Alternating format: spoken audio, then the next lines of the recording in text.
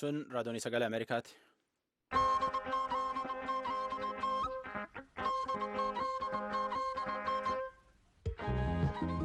Sagantaa raadiyoon sagalee Ameerikaa wixataa haga jimaata galgala sa'aatii 2 akka haga sa'aatii 3 meetira baandii 1925 fi 31 irratti Waashingtan DC irra sanii dabarsinu kaarraa kun ammaantan jalqabna.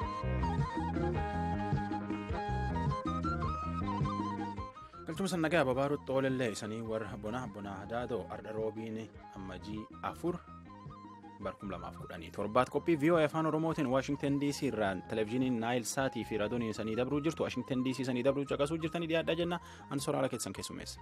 Kan oduu dubbisu Antuu Jubee Horaati. Mataan oduu Koongiresiin Ameerikaan haarawaan har'a hojiitti deebi'ee jira. Koongireesiin kunneen 115 paartii biyya bulchitu bulchiinsa Ameerikaa bulchaa baatee fi paartiin keessumattuu paartiin pirezidaantii Ameerikaa haaraa dhufuutii jiru qaataa falamaan walitti baafatan ajandaa irratti mari'achuu danda'an irratti manni marii bulchiinsa mootummaa Minisootaa dubartii Somaalee tokko jalqabaatiif mana marii isaa keessatti filate. Afrikaan ardiin kamiin miliyoon hedduu qabaachuun beekamtu nama bara 2030 pirezidaantii ta'eef jaarrolee hojiirra dhabuun barbaan hedduu qabaachuun beekamanii waan arsanii qopheessan keessaa tokko oduutta isaanaatu jube.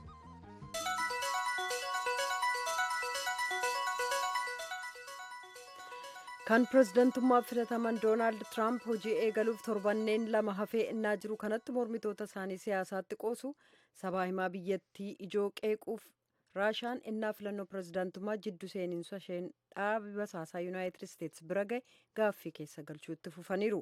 Tiraamp maaliif koreen biyyoolessaa akka dimokiraatotaa maalina dhibdeen hojjetanii iimeeliin durataa duula filannoo Hiilarii Kiliintan kan Joon Poodestaa akka miliqee ba'u godhan akka koree filannoo biyyoolessaa Riippaabilikaanotaa maaliif paartichi miliqsuu kana ofirraa ittisuu dadhabe jechuudhaan yaada Tiwiitarii irratti maxxansaniin beeksisan. Iimeeliin Poodestaa keessatti yaada qaanessaa akka dimokiraatonni Kiliintan akka kaadhimamtuu paartichaa ta'anii filataman ibsutu keessatti argama.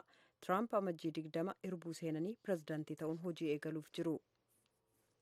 Manni maree bakka bu'oota uummata Ameerikaa Riippaabilikaanotaan dhuunfatame guyyaa jalqabaa hojiitti deebi'ee jira. Kun carraa yeroo hedduu hin argamne kan bulchiinsa paartii tokkichaati. Gabaasaa Kaatiriin Saayibsan soraa dhiyeessa. Koongireesiin Ameerikaa 115 kalee baname hojii jalqabe. Jabanii pirezidaantii Ameerikaa haaraa qaati jalqabe paartiin lamaan ajandaa biyyaan bulchan irratti falamaa walta baafatan barana paartum tokkotti biyyi bulchuuf deemuu danda'a.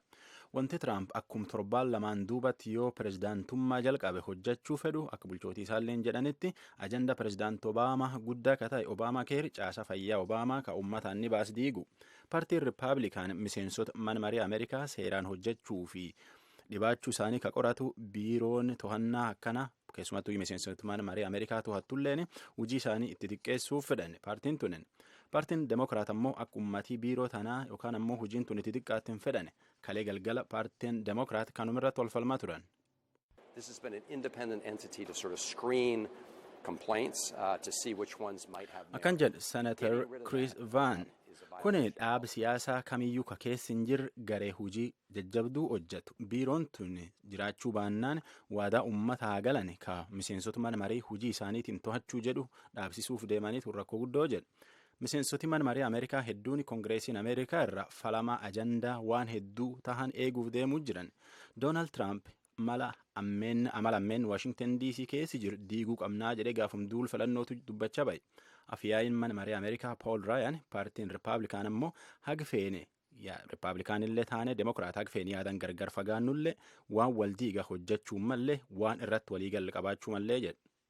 However bright of a contrast that we draw between us, it must never blind yaada hagam guddaa kan wal nuuf falmisiisu qabaannullee tunin ammoo waan irratti waliigaluu nu dhoorteetiin ili nu jaanfitu qabaachuun mallee jechuun dubbata. Akka itti gaafatamtuun paartii Demokiraat Naansi Peloosi ammoo jettutti waadaa uummata Ameerikaatii galaan eeguun itti gaafatama paartii isaaniiti. Bulchiinsi Tiraamp ajandaa bulchiinsa mootummaa Obaamaa ganna 8 biyyaan bulchaa bahe hedduu diiguuf deema. Diiguu fi diiguu dhowwuu irratti ammoo falamaa guddoota paartii Riippaabilikaanii fi Demokiraat jidduutti deema. Ameerikaan hagammaa torbaan lamaan duubatti ka hojii jalqabu waliin Doonaald Tiraamp waliin pirezidaantii 45 qabaatte kan keessa 16 ka Demokiraat nam biyyi bulchuuf deemu. Doonaald Tiraamp akkuma hojii jalqabeen caasaa fayyaa Obaamaa dabale ajandaa pirezidaantii Obaamaa hedduu diiguuf deemaa jechuun dubbata falamaan oowwa deemti. Pireezidaant Baaraak Obaamaan seera eegumsa fayyaa kan Obaamaa keer jedhuuf isaaniin raggaasifame akka hin hafne gochuuf seera tumtoota Dimookiraatotaa waliin wal arguuf jecha har'a biilsa mana mareetti argamanii jiran. Kan itti aanaa pireezidaantii ta'uun filataman Maayik Peens illee achitti argamanii sagantaa kana hambisuu dabalatee ajandaa Riippaabilikaanotaa waliin mari'achuuf achitti argamuuf jiru. Walga'iin kun ennaa yeroo ce'umsaa Tiraampitti marii falmisiisaa ta'uuf jira. Seerri inshuraansii eegumsa fayyaa kun bara 2010 ennaa Dimookiraatonni mana mareef sanatii dhuunfatan ture kan raggaasifame. Amajjii 20 aangoon Riippaabilikaanotatti darbuuf jira. Dubbiimaan Waayit Haawus Joosh Ernest tuuta oduuf kaleessa ibsa kennaniin Obaamaan attamiin karoora Riippaabilikaanotaa seera eegumsa fayyaa hambisuu fedhan dura dhaabbachuun danda'amu irratti Dimookiraatota waliin mari'achuuf jiru. Kan dhaggeeffataa jirtan raadiyoo sagalee Ameerikaa sagantaa afaan Oromooti. Gareen mirga gaazexeessotaaf falmu CPJ'n gaazexeessota buufata raadiyoo amantii irratti hundaa'e Itoophiyaa kan Bilaal jedhamu 2 adabbii hidhaa itti muramuusaa balaaleffatee jira.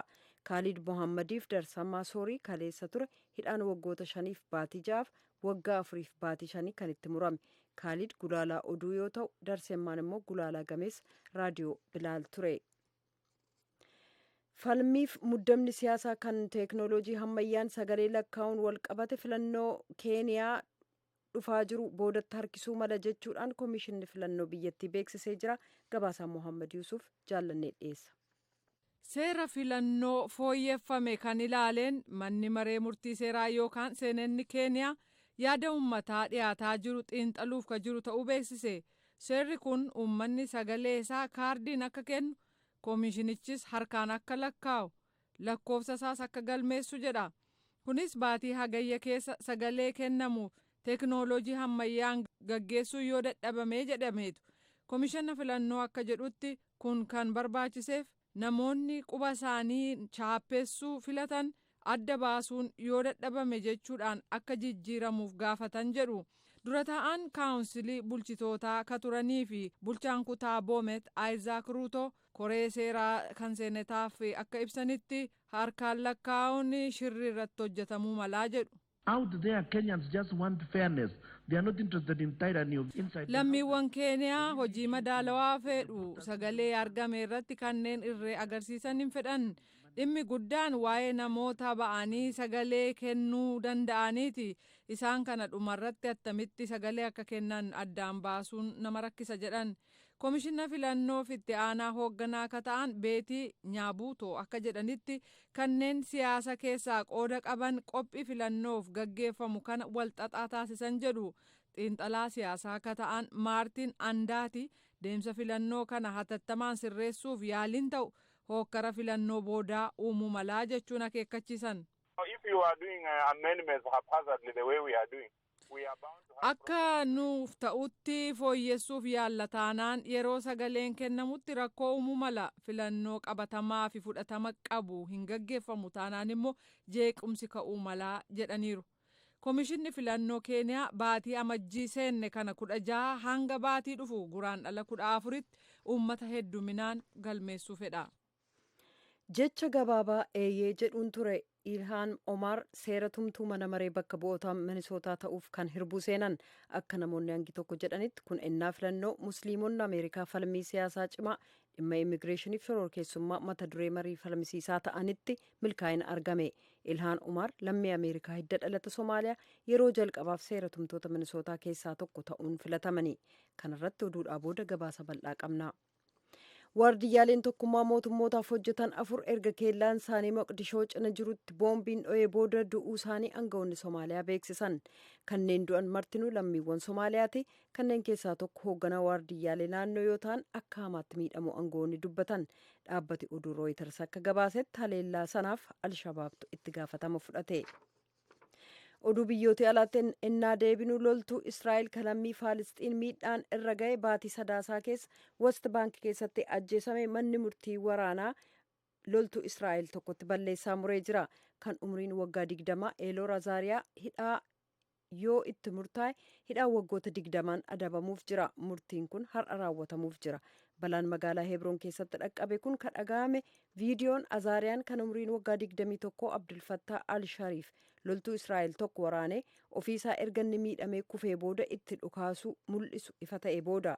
koloneel maayaa heelar akka jedhanitti namni lafatti kufee shororkeessaa ta'us deebiin kenname kan haqaa miti jedhan. Abukaatoon Azaariyaa immoo namni rukutamee kufe sun sossa'uu baatus dhukaa of wareegdummaa of harkaa kan qabuuf balaa dhaqqabsiisuu mala jechuun falman. Lola dhaabinsa Siiriyaa keessatti tolfame cabsuun marii araaraa xumura baatii kanaa geggeessamuuf karoorfame miidhaa jechuudhaan Turkiin akeekkachiisteetti. Kan garee wal morman deeggaran Raashaaf Turkiin lola dhaabinsa guutuu biyyattii tolfame jaarsummaan kan hoogganan si'a ta'u Astaanaa Kazaakistaan keessatti mariin araaraa akka geggeessamu tattaaffii gochaa jiran oduu namaaf qabnu kanuma.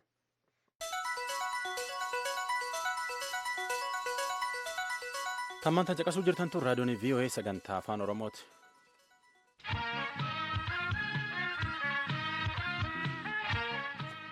Iyaan Umar dubartii Somaalee ganna 34ti. Jireenni isii baqaan jalqabdee Somaalee jalqabdee Keenyaatti galte baqaane. Amma immoo jireenya baqaa irraa dabarteetiin miseensi mana maree Ameerikaa keessattuu Minisootaa taatee filatamteetiin kalee kakattee hojii jalqabde. Dubartii Musliim Somaaleetii fi addunyaatiif iyyuu fakkeen hedduu taatee jedhan eeguu jiran waan hedduun abdatanillee. Oduu tana kan Faraaguweetti Minisootaanuu erge jaalanne. Ilaan Omar mana marii bakka bu'ootaa kutaa Minisootaa keessaa barcuma ishee qabattee jirti.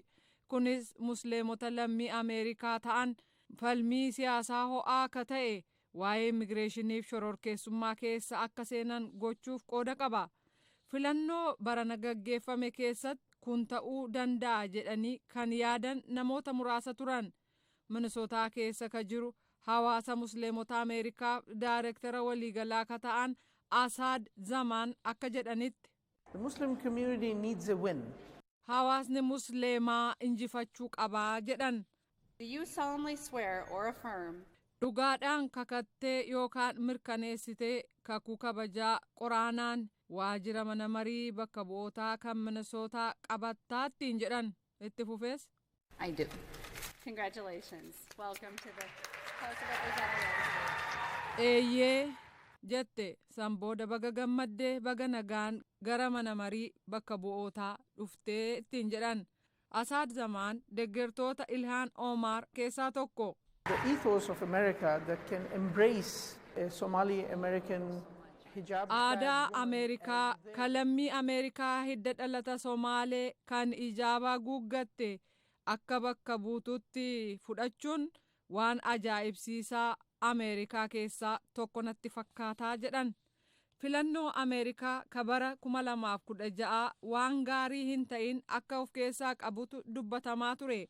Sun garuu Ilhaan Omariif kan sadarkaa guutuu biyyaatti waa'ee musliimota Ameerikaa dubbachuuf jirtuuf waan gaarii ta'ee argame. It sort of provides a counter narrative to say, well, all is not bad. Waan hundumtuu gaarii hin turreessa jedhuuf faallaasaa ta'ee jiraa jette.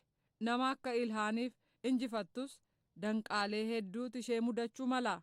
Kanaaf biyya waan gaarii fi waan gaariin hin taane mudatu keessatti walitti dhufnee sagalee isa gaarii ta'e dhageessisuuf karaa barbaachuu qabnaa jetteetti.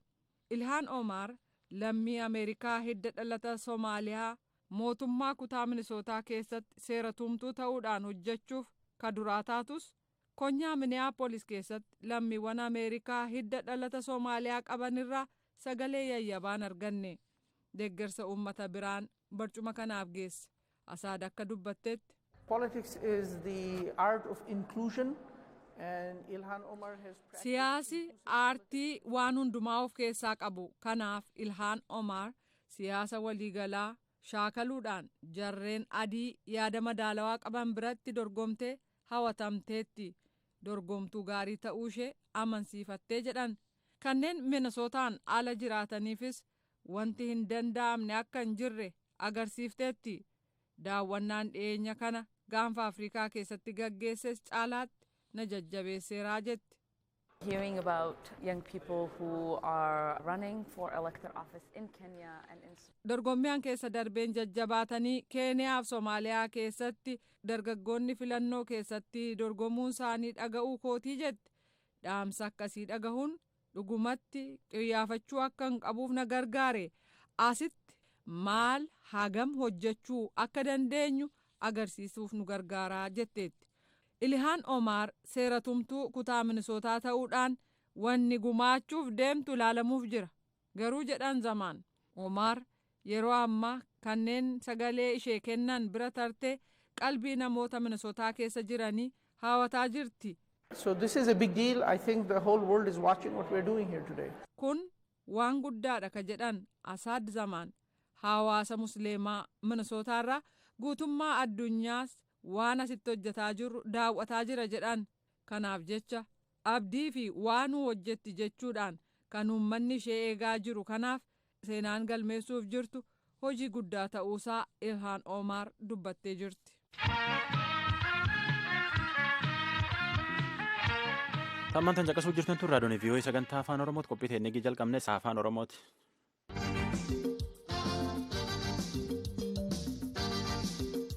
Dirree Demokiraasii. Afrikaan ardii qabeenyaaf nama haima miliyoon hedduu qabaachuun beekamtu taatullee ardii sana keessatti yoo hedduu bulchoota ganna hedduu biyyi bulchan 20-30 bulchaniitiin achiin duubatti maatii dabarsan yookaan ammoo nama itti aanu dabarsan fa'aa hedduu jira. Roobert Mugaabee jaarsi ganna 90 wayii kunini ganna 4 duuballeetti pirezidaantii ta'uuf dorgomuu fedha. Ganna 94 ta'ee jechuu gaafas Joosef Kabilaa pirezidaantii Kongooti kaa'ima. Namganna 16 biyyi bulchee ammallee gaafirra buullee hin beeksine bulchoota akkana gar 10 jira. Oduu Anitaa Paawul Johannesburgii ergittana jira namo.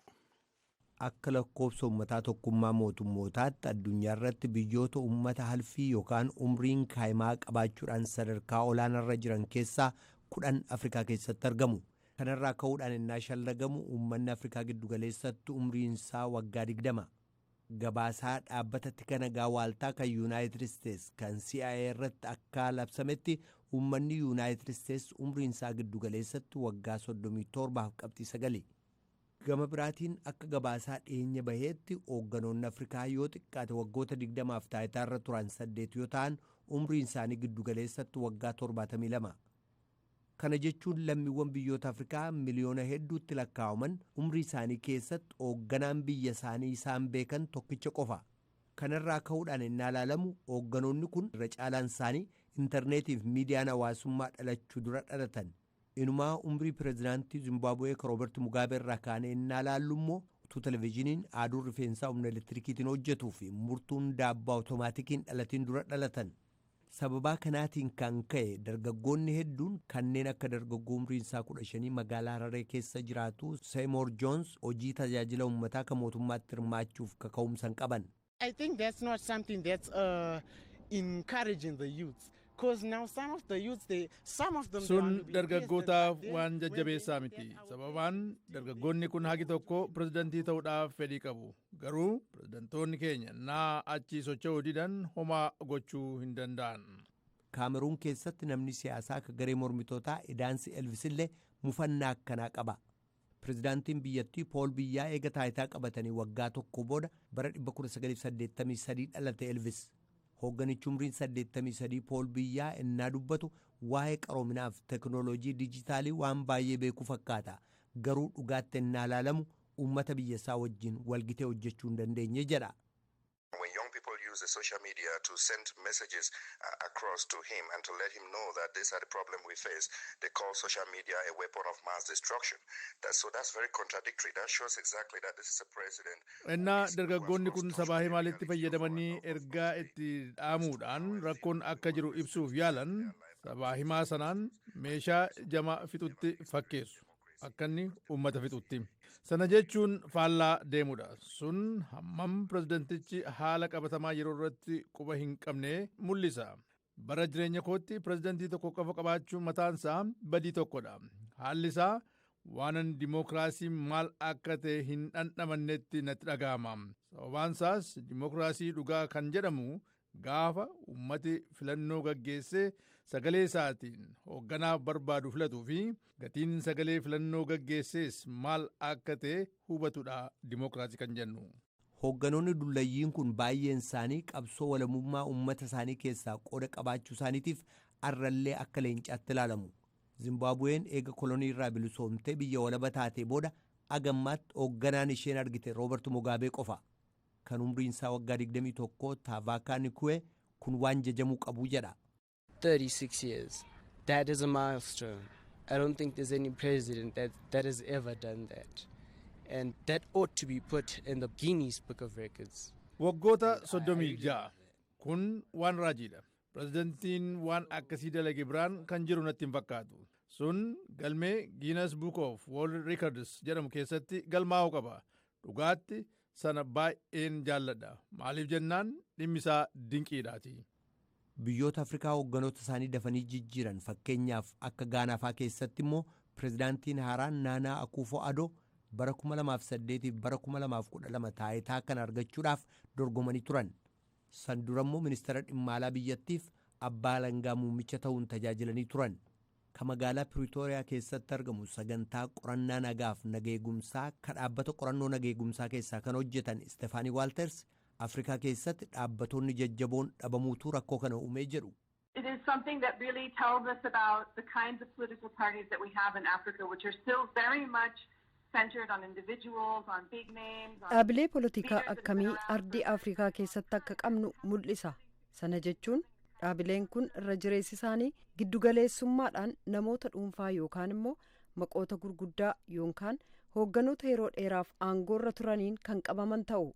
Hedduun isaanii bara aangoorra turanitti caasaalee deemsa paartii isaaniif ta'u yookaan immoo hirmaannaa uummataaf ka paartii isaanii jajjabeessu yookaan achuma paartii isaanii keessatti illee sirni wal dhaaluu akka jiraatu kanneen ijaaruu hin dandeenyedha. Sochiileen mormitoota Afrikaa keessaa irra hedduunis waggoota hedduudhaaf namuma tokkoon hoogganamu. Egaa qophii dirree dimookiraasii kanarraa kanuma nan xumura nagaatti. Ani namoo daandiiti.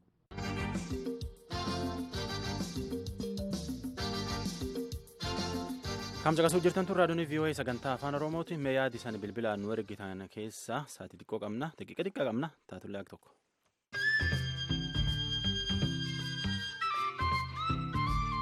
Halloo sabbattoota VOA akkamitti nagaa fayyaa qabdanii dagaa amajjii guyyaa tokko ayyaana waliin ga'een jira.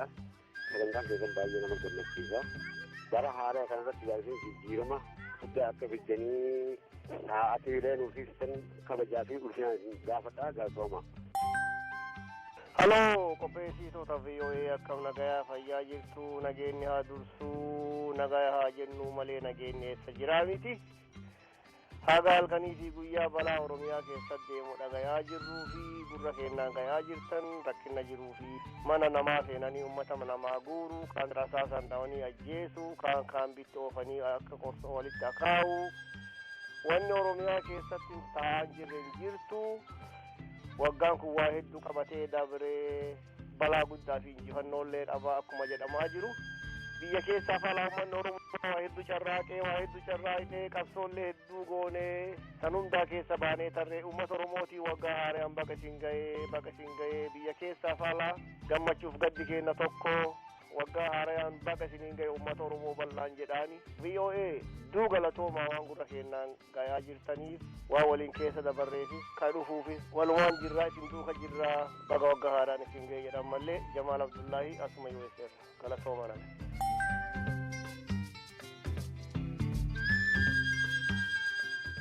Tamsa kasuu jirtan tun raadiyoon VOA sagantaa afaan Oromooti. Hornaat voanews.com irratti iimeelii nu barreessaa yaad kennaa sanillee irraa waan hedduu irraa barachuu dandeenya. Naayil sa'aatii irratti ammoo galgal sa'aatii 5 akka haga sa'aatii 6 galgal qophiitaan irra deebina.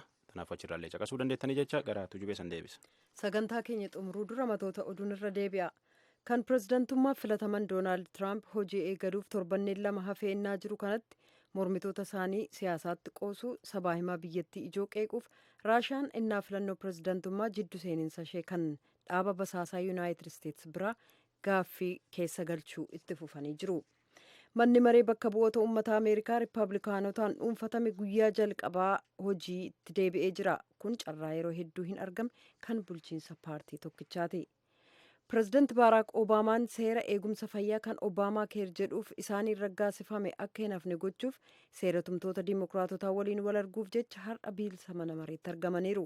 Kan itti aanaa pireezidaantii ta'uun filataman Maayik Peens illee achitti argamanii sagantaa kana hambisuu dabalatee ajandaa Rippaabilikaanotaa waliin mari'achuuf achitti argamanii jiran. Gareen mirga gaazexeessotaaf falmu CPJ'n gaazexeessota buufata raadiyoo amantiirraa hundaa'e Itoophiyaa kan Bilaal jedhamu 2 adabbii hidhaa itti muruusaa balaaleffatee jira. Khalid Mohammadiif Darseemaa Soorii kaleessa ture hidhaan waggoota 5 baatii 6 waggaa 4 baatii 5 kan itti murame. Kaaliid Gulaalaa oduu yoo ta'u Darseemaan immoo Gulaalaa gameessa raadiyoo Bilaalii. Jecha gabaabaa eeyyee jedhuun ture Ilhaan Omar seera tumtuu mana maree bakka bu'ootaa Minisootaa ta'uuf kan hirbuu seenan. Akka namoonni hangi tokko jedhanitti kun ennaa filannoo musliimonni Ameerikaa falmii siyaasaa cimaa dhimma immigireeshiniif shororkeessummaa mata duree marii falmisiisaa ta'anitti milkaa'ina argame. Oduun galgala kanaaf qabnu kanuma. Qophiin taardaalleen tanuma yaada qabdan nu barreessaa nu bilbilaa jecha taardhaa tanumaan fixannaa boru walti tachaana sagantaa afaan Amaaraa jalqaba nagaan bulla.